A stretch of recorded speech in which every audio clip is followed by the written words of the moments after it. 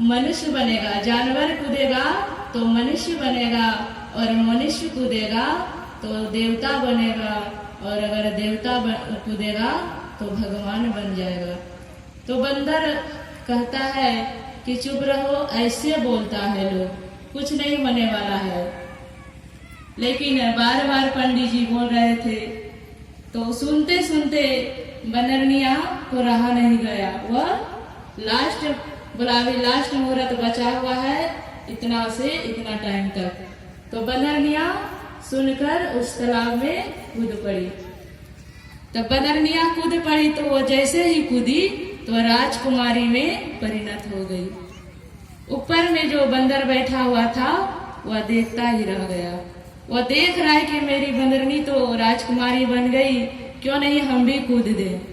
थोड़े देर के बाद बंदर भी उस तालाब में कूद दिया। लेकिन क्या हुआ, मुहूर्त समाप्त हो चुका था। जब मुहूर्त समाप्त हो चुका था तब कूदा बंदर, तो वह बंदर का बंदर ही रह गया।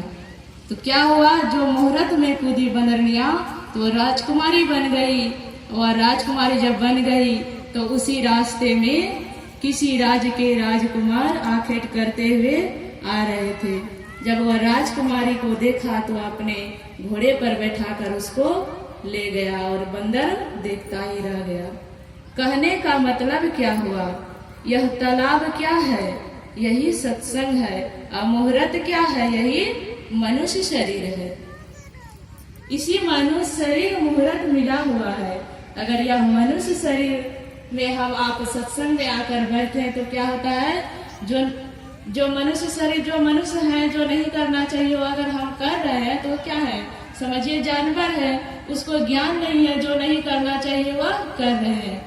उस जो नहीं करना चाहिए वो अगर कर रहे हैं, इस सत्संग में जब आके आप बैठिएगा, सत्संग मन लगाकर सुनिएगा तो आपको ज्ञान हो जाएगा ये सब नहीं करना चाहिए, मानव का करने योग्य नहीं है। जब आपको ज्ञान हो गया तो क्या हो गया, जब जानवर वाला जो काम करते थे उससे आप सुधर कर मनुष्य में आ गए। मनुष्य में जब आ गए तब मनुष्य में आने के बाद क्या हुआ, मनुष्य में आकर अगर सत्संग अगर सुन रहे हैं तो जो जब मनुष्य बन गए तो उसके बाद आप अपने आप को गुरु से जोड़िएगा। गुरु से जोड़कर जब गुरु से मंत्र दीक्षा लेकर जब ध्यान साधना करना आरंभ कर दीजिएगा तब आप क्या बन जाइएगा, देवता बन जाइएगा। जब आप